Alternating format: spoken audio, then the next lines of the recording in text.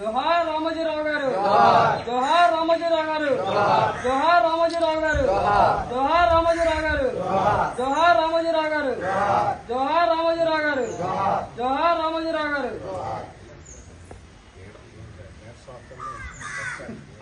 జోహార్ రామోజీరావు గారు, జోహార్ రామోజీరావు గారు, జోహార్ రామోజీరావు గారు, జోహార్ రామోజీరావు గారు, జోహార్ చెరుకూరు రామోజీరావు గారు, జోహార్ రామోజీరావు గారు, జోహార్ రామోజీరావు గారు.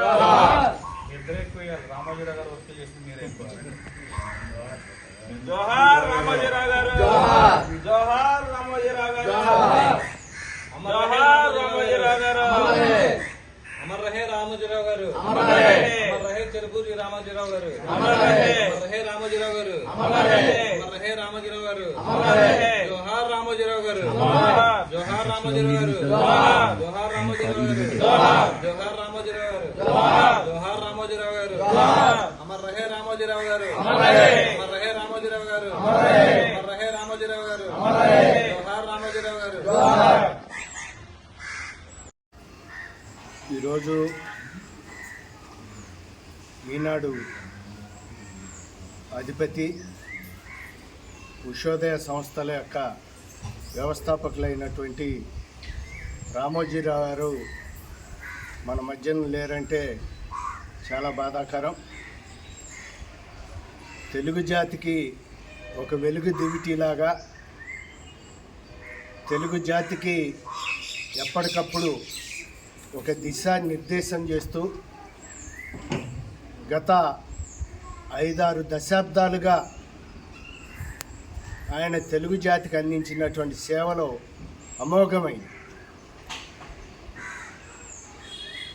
సామాజిక స్పృహతో సామాజిక సమస్యల పట్ల ఆయన తన అక్షరంతో తన ఈనాడు పత్రిక ద్వారా ఈటీవీ ద్వారా చేసినటువంటి ఉద్యమాలు,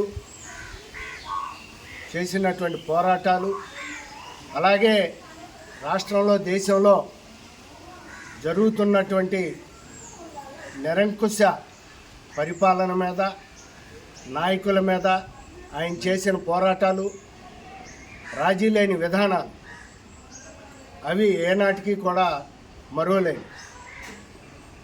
అవి ఈనాటి యువతరానికి రామోజీరావు ఒక ఆదర్శవంతుడు, ఒక మార్గదర్శిగా ఆయన నిలబడటం జరిగింది.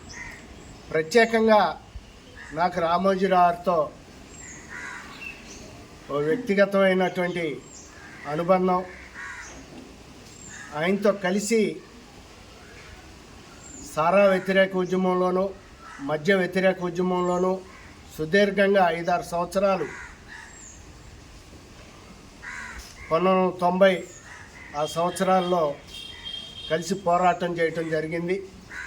వావిలాల్ గోపాలకృష్ణ గారు, మల్లు స్వరాజ్యం గారు, రామోజీరావుల యొక్క నాయకత్వంలో ఆ రోజున ఉమ్మడి ఆంధ్రప్రదేశ్లో జరిగినటువంటి సారా వ్యతిరేక ఉద్యమం, మద్య వ్యతిరేక ఉద్యమం రామోజీరావు యొక్క ప్రోత్సాహం వల్ల, ఆయన యొక్క మార్గనిర్దేశంలో ఆ రోజున మేమంతా చేయటం జరిగింది.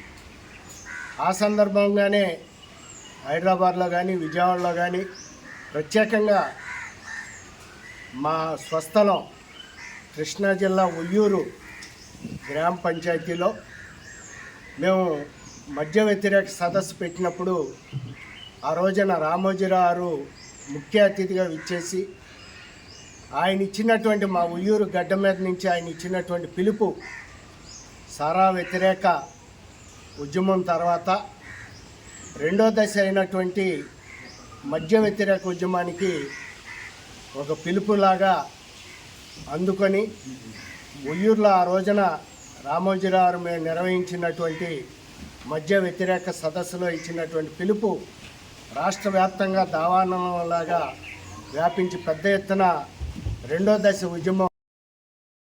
MFSN ఛానల్కు లైక్ చేయండి, షేర్ చేయండి, సబ్స్క్రైబ్ చేయండి.